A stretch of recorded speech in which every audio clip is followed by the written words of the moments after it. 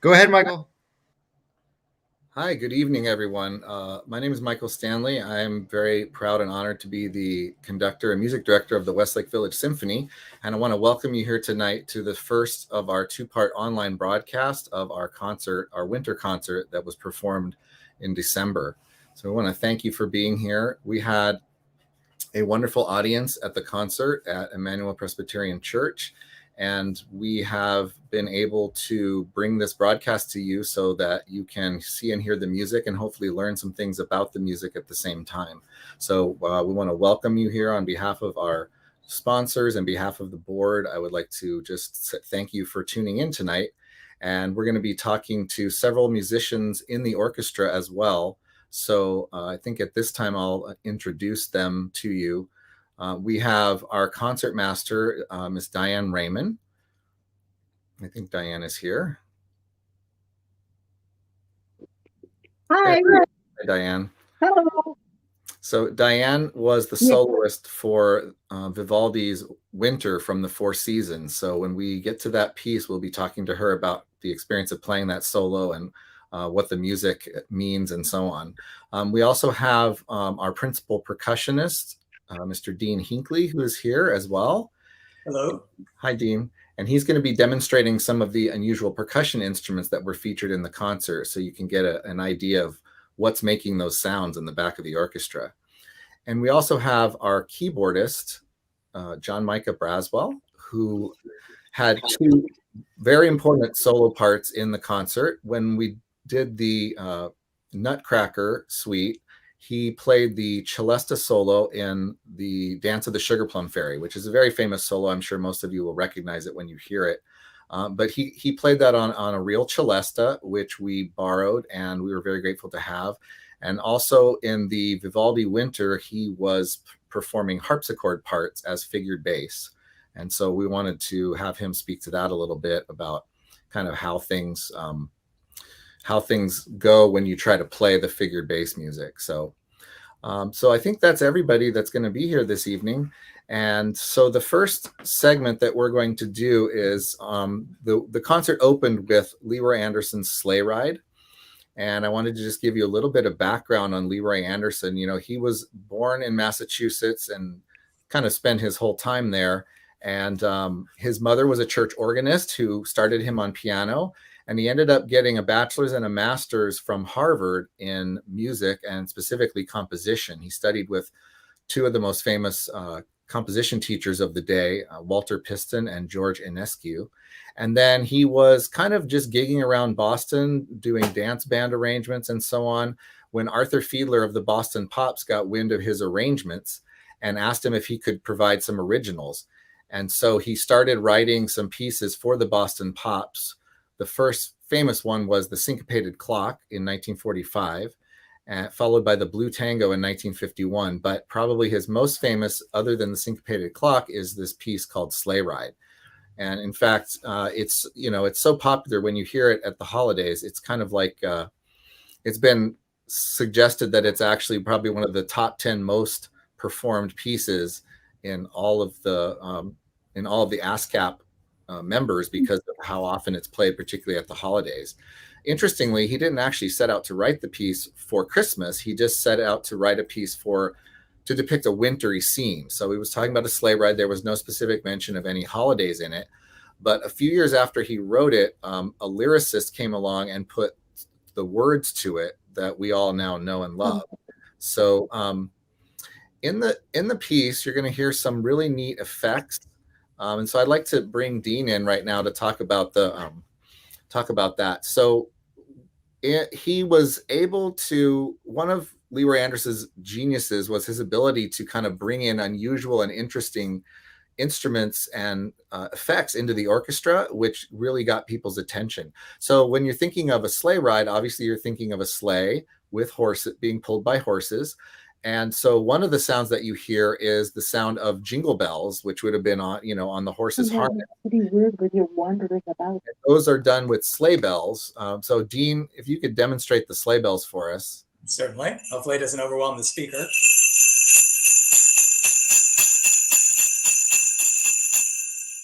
Yeah, and you hear those almost throughout the entire piece. There's very few places where the bells stop. They could almost continuous, just as they would be if you had, a horse-drawn sleigh. Another really neat effect that he brought in was the clip-clopping of the horse's hooves, and he did that with an instrument called the tempo blocks, which you see right behind Dean there. And we picked two of those, a high and a low one, to kind of make the sound of the horse's clip-clopping hooves. So let's hear that one.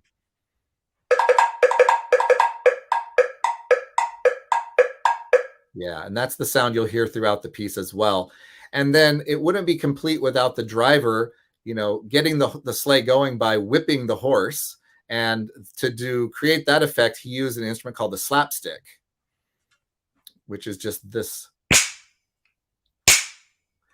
Yeah, it doesn't sound like much by itself, but when you hear it in context, it really sounds like like the sleigh ride. So there's one other effect which I wanted to talk about at the very end of the piece. He has an effect where you hear the horse whinny, and I think this was a really clever invention of his.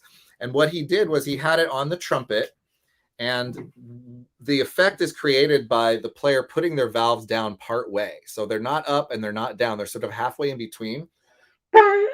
And it creates this horse whinny effect, which I'm sure for the initial audiences was quite a pleasant surprise. So let's go ahead and listen to Sleigh Ride by Leroy Anderson, and listen for these sounds that we just talked about as you hear a piece that's very familiar to you.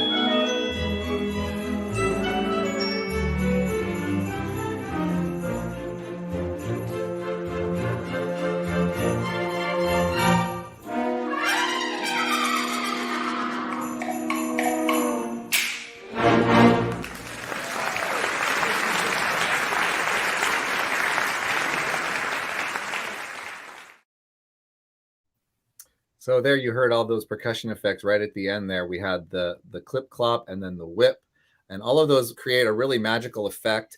And Leroy Anderson has really that music. You hear it in every department store, every store during the holiday season. It's become part of the fabric of American music. So we were really thrilled to be able to perform that piece. So I want to thank again Dean Hinckley for coming today to demonstrate all those instruments for you. We really appreciate it, Dean. Thank you so much. You bet.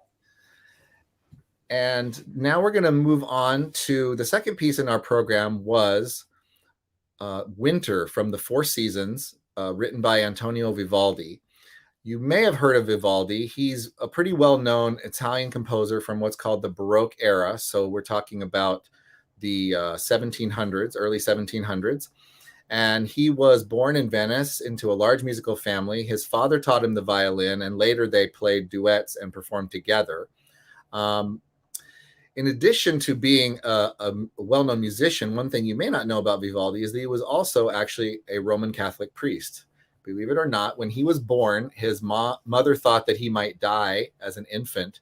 And so they had him baptized, like right there by the midwife. And then his mother made a promise to God that if he would live, that she would dedicate him to the Lord. So in addition to studying music, he also entered the priesthood, and he was ordained as a Roman Catholic priest in 1703, the same year he began teaching music at the girls' school in Venice. He actually had a nickname of Il Prete Rosso, the Red Priest, because another distinctive characteristic of him was his red hair, which ran in his family. He only said Mass for a few years, and then he gave that up in order to focus on teaching. He taught at the Ospedale della Pietà in Venice, which was a girls' orphanage, and it specialized in musical training. And so they had huge concerts that they put on, which Vivaldi was responsible for, and they were famous all over Venice, and many people came, including, very high-ranking and aristocratic people would come and hear these concerts because they were so well done and so famous. He actually was more well-known in his lifetime as a violin virtuoso, and many of his violin works he wrote for himself to play the solos. Sometimes he would write pieces where there would be solo violin part, perhaps for himself, and maybe another one for an advanced student, and then he would write the rest of the orchestra part at an easier level to be played by the student orchestra. So he was able to customize his music for the school orchestra that he was teaching. Now, the Four Seasons is probably his most famous piece.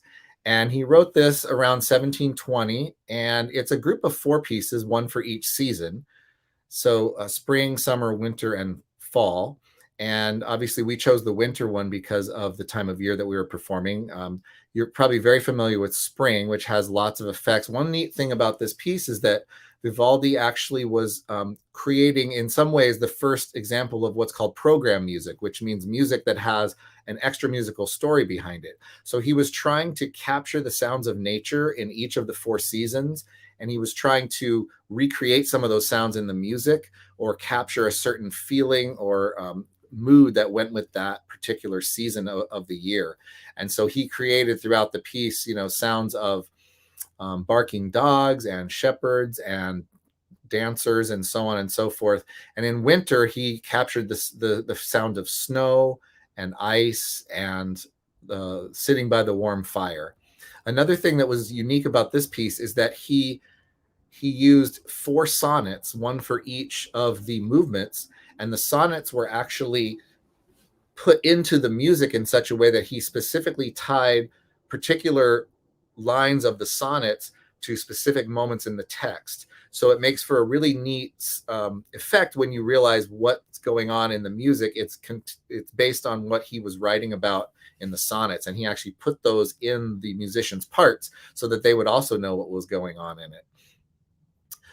So there are three movements to this piece, and I'd like to bring in Diane at this point. Diane is our concertmaster, and in this case, she played the solo, which is quite a virtuosic solo, so we were very grateful that she performed that with us. And Diane, tell us a little bit about your experience with performing this piece.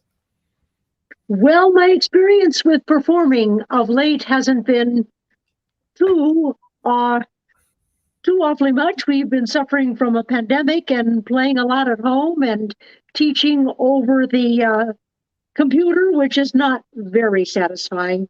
But what is satisfying is that the Westlake Village Symphony has continued to successfully rehearse and produce programs that are just top notch, I think.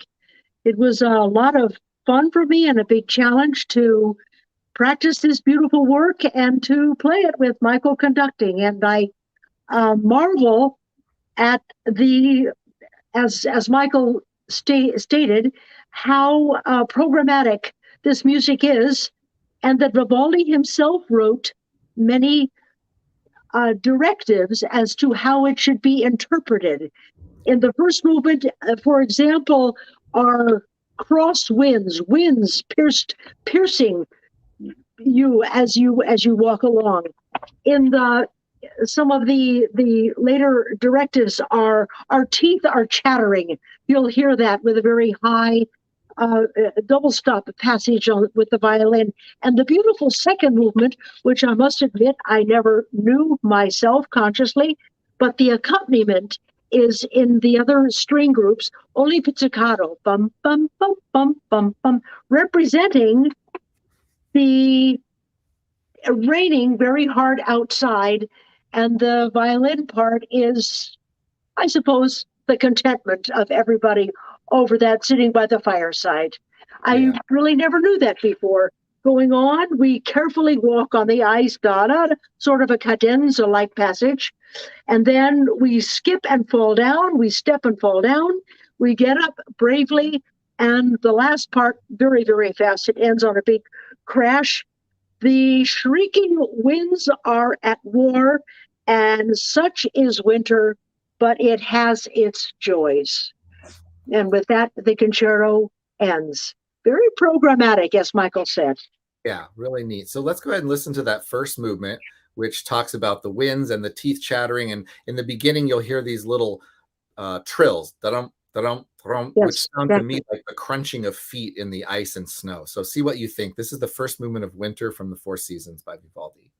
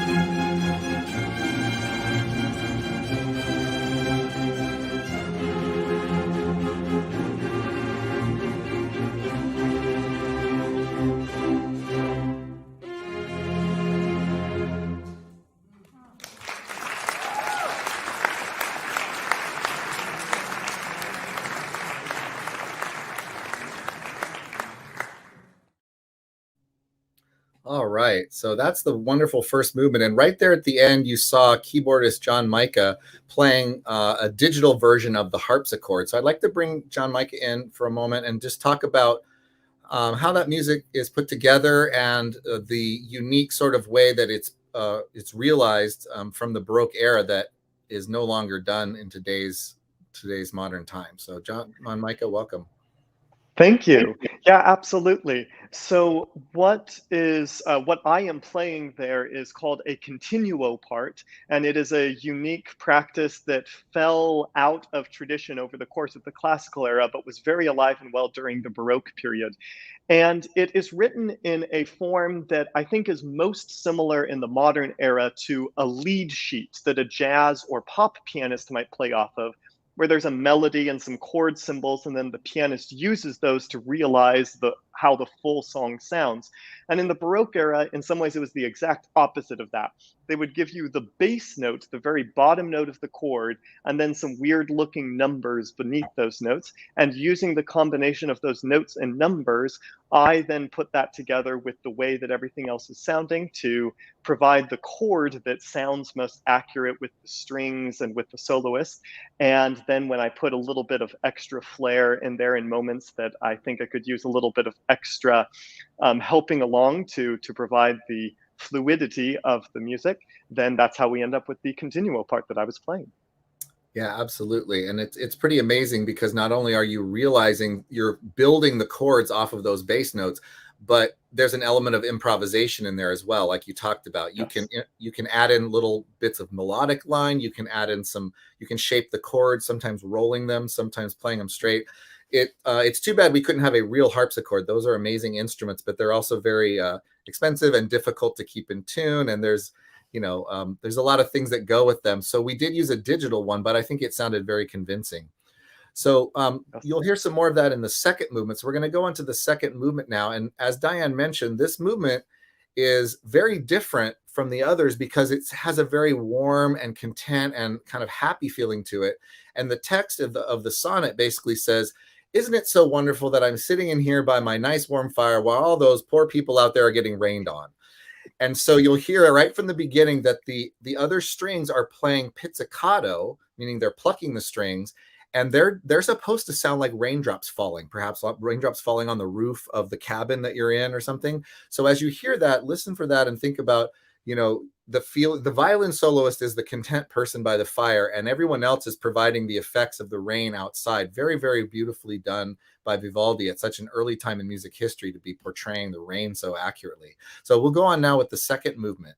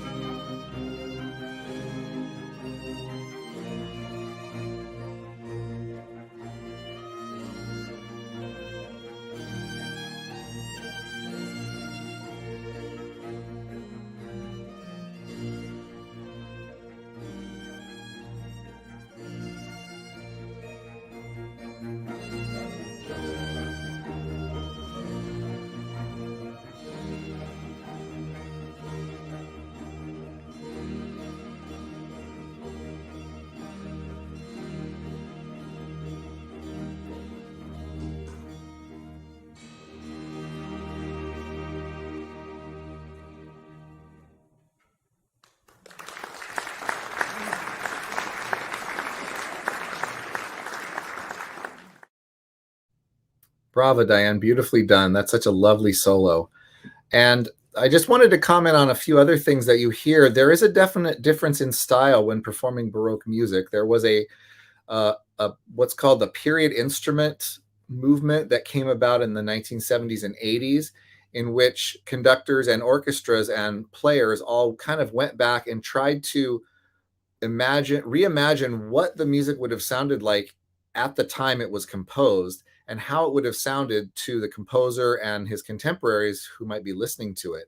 And within that, there are some differences in the style. You know, back then the bows in the Baroque era were shorter and less tension, and the whole thing had sort of a softer, mellower quality than today. They generally didn't use vibrato, which is fairly standard today. And another thing that you heard there at the last note is what's called a messa di voce, which is basically a swell, like a singer. So it means like the voice. And so when we get to the last note, we start suddenly soft and we swell into the middle of the note and come back down. And that was a common stylistic thing at that time, which wasn't really known about very much through most of the 20th century until it was researched. And then as performers began to play in that style, we really started to hear the Baroque music come alive, usually livelier tempos than people were accustomed to, and a lighter, more brisk style. So I wanted to go ahead and have you listen to the third movement. There's some really neat effects in this one. In particular, this idea of walking on ice, trying not to fall. And the thing to listen for in this movement is where you're going to hear the ice cracking. Listen for that, see if you can find it.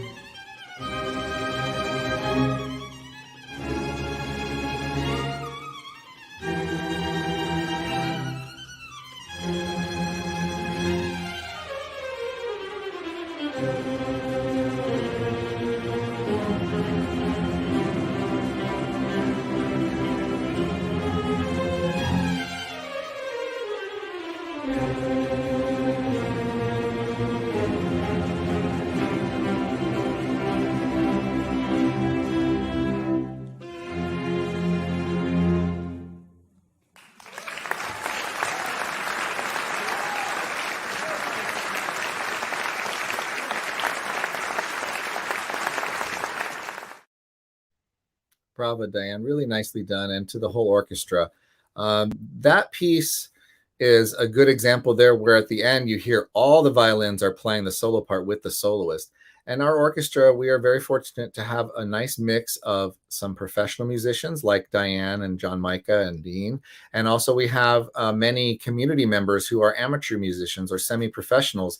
And when we all come together and blend the skills and talents of everybody, we come out with a really, really fine product. And we're really proud of that and of the members of the orchestra who are able to come together and raise the level of the playing by being with those professional musicians every week.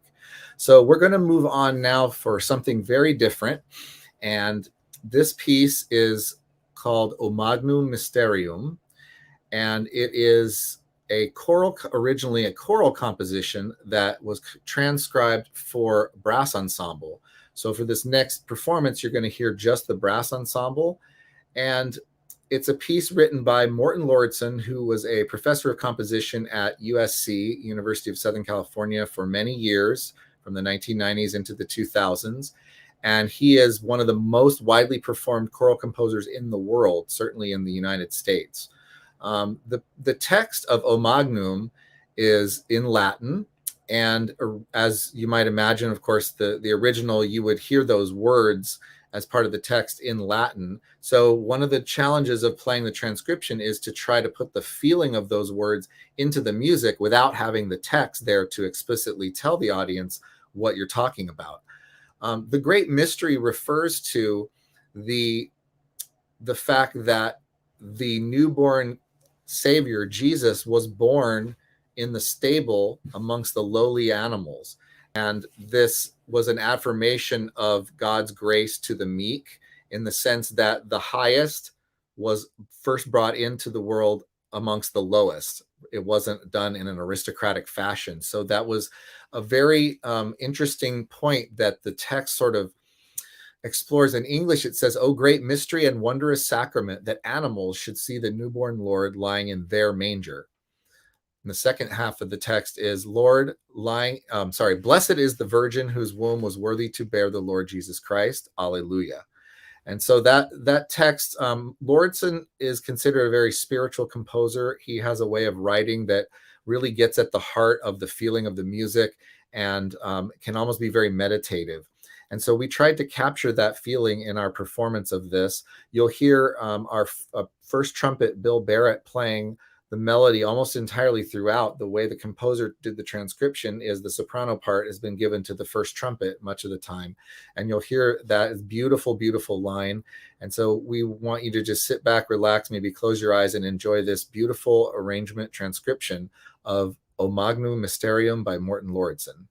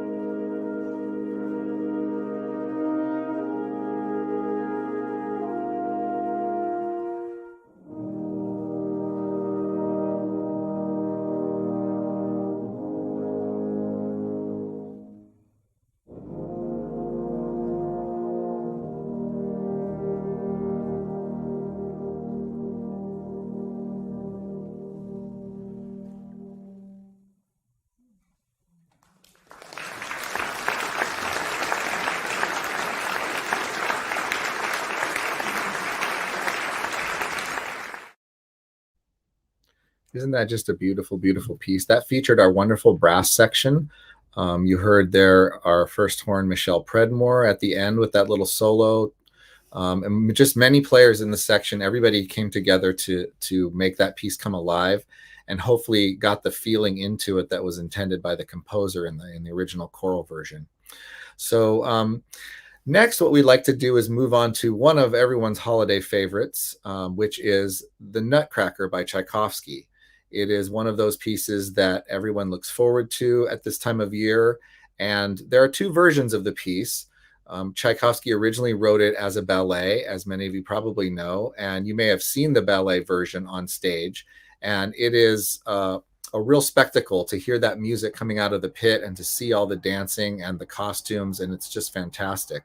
But Tchaikovsky also wanted to make the music more widely accessible, so he pulled out a suite from the full ballet score in which he took some of the pieces and some of the little movements or some of the particular dances. He took them out of the ballet and arranged them into a suite, which is heard very often in the concert hall at this time of year. So we wanted to get in on that, and so we did our own performance of movements from the Nutcracker suite. And the first set of movements is it's a set of characteristic dances which are all grouped together as the second movement of the 3-movement suite, and that's followed by the Waltz of the Flowers. So what I wanted to do is just give you a little bit of a teaser tonight for the rest of the program, which will be coming on Saturday night at 5 o'clock.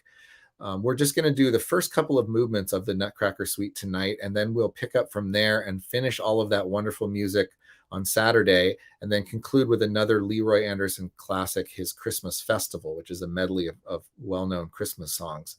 So just to get a little background on the Nutcracker, as I mentioned, he wrote it as a ballet, and the different characteristic dances each depict a certain sound or a certain perhaps ethnicity or nationality from which he might have pulled a particular idea in order to include it in the ballet. This first of the characteristic dances is a march, and this is a really delicate kind of a march. It's not very bombastic at all, but it's quite delicate, particularly for the brass in the opening, and it's something that is well known, and we hope you enjoy. So this is the first movement, or the first characteristic dance from the Nutcracker suite, the march.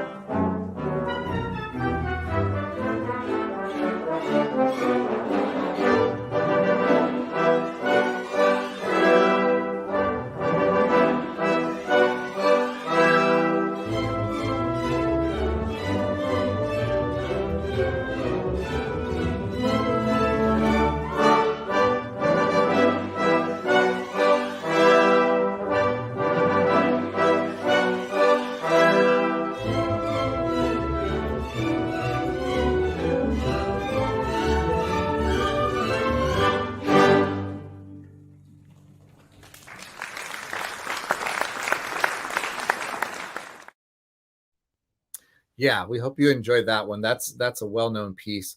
It's been used in commercials and other things like that as well. Now, the next one is probably the most famous one of the entire set, other than excluding the waltz. And that is the Dance of the Sugar Plum Fairy. And the Dance of the Sugar Plum Fairy features John Mica playing the celesta. And there's a very interesting story that goes behind this that I want to share with you. The celesta is like a miniature piano, a small, maybe 4 octaves of a piano keyboard, but it's essentially like taking a set of bells. So if you can imagine a glockenspiel or a set of orchestra bells. And what the creator did was he went in and he basically took the set of bells, put it on its side, and had the keys of the piano strike the bells with hammers like a piano. So it's sort of a cross between a bells and a piano. It allows you to play the bells, but way more notes than if you were playing with just 2 mallets.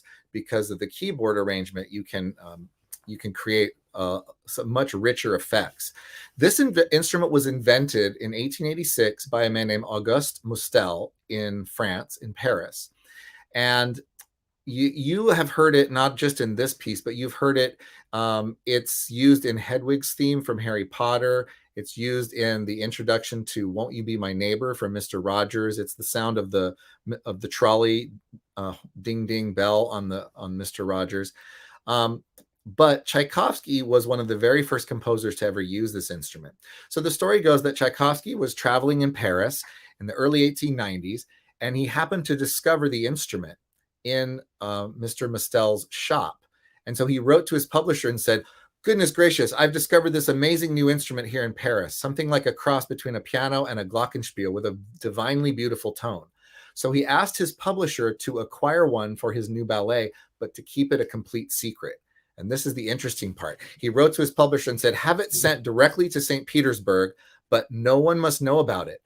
I am afraid that Rimsky-Korsakov or Glazunov might hear about this instrument and make use of this new effect before I can, because I think this will make a tremendous sensation."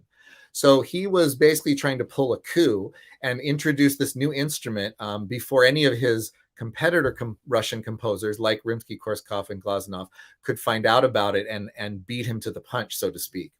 So the plan actually worked. And a year later, when the Nutcracker premiered, the Sugar Plum Fairy appeared on the stage, and the magical sound of the celesta came floating out of the pit, and the audience was in complete awe because no one had ever heard this sound before. It was literally, to their ears in Russia, a brand new instrument.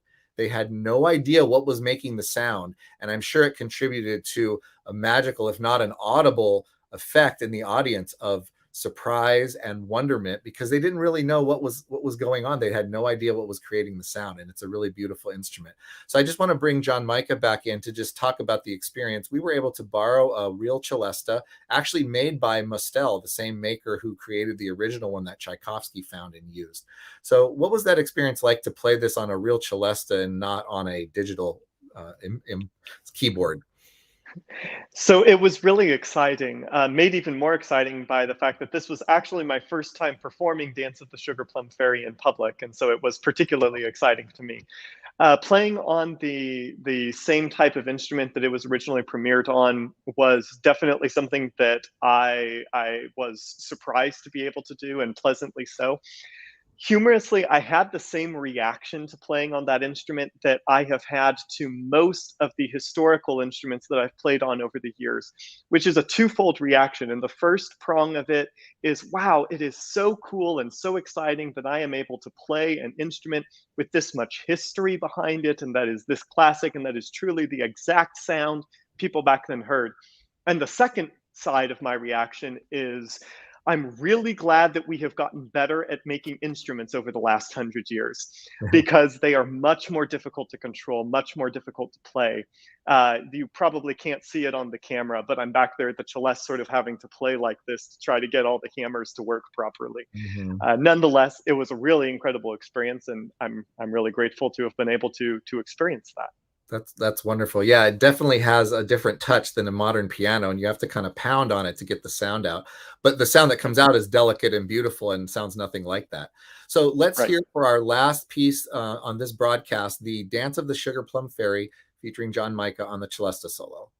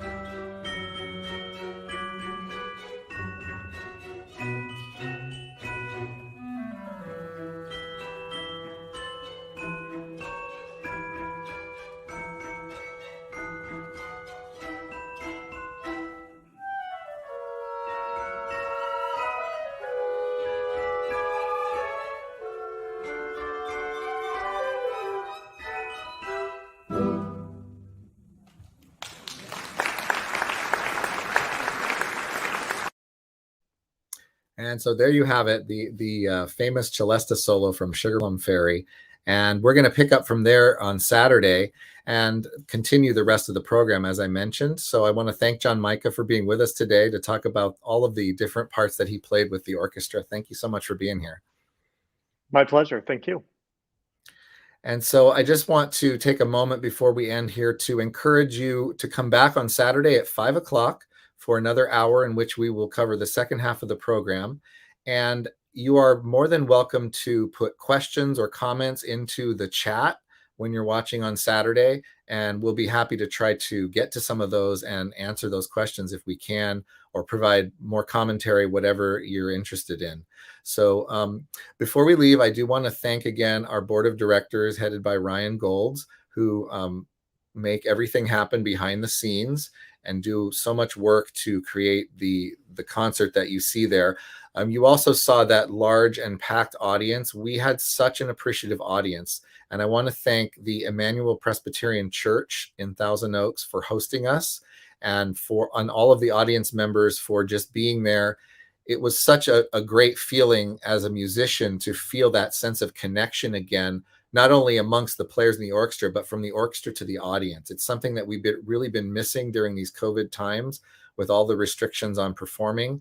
And we were very glad that we were able to get this concert in and have a full audience there. And I know they were very appreciative of everything that they heard and feeling that experience of coming back together. I also want to thank all of our sponsors. In particular, that night, the Westlake Women's Club made a generous donation to our orchestra, and other sponsors like Vic Dermingen and those who help support our orchestra. We're very grateful to you for helping us to put on these programs. So again, I want to thank you for tuning in tonight. We will be back on Saturday at 5 o'clock, and we will continue with the rest of the program. I had a question in the chat about what my favorite piece is in the concert and why. That's hard to say. It's hard to answer because that's like being asked to pick what's your favorite child of all your children. You just can't do it because you love them all the same. I guess as a brass player, being a French horn player, I have a soft spot in my heart for the Morten Lauridsen brass arrangement. It's a piece that is very beautiful. And when I've heard it, particularly in the Grammy-winning recording that was done by the LA Master Chorale under Paul Solomonovich, it makes me cry almost every single time I hear it. There's just something about the way he writes, particularly for the voices, that just, it shimmers and it gives me goosebumps, and it's a very beautiful piece. But I certainly love all of the pieces. I wouldn't have programmed them for the orchestra if I didn't love them all. So we appreciate those questions like that. It gave me a moment to think, how could I pick a favorite? But that's probably my best answer to that question. So thanks again for coming, and we hope to see you again on Saturday. And until then, have a good night.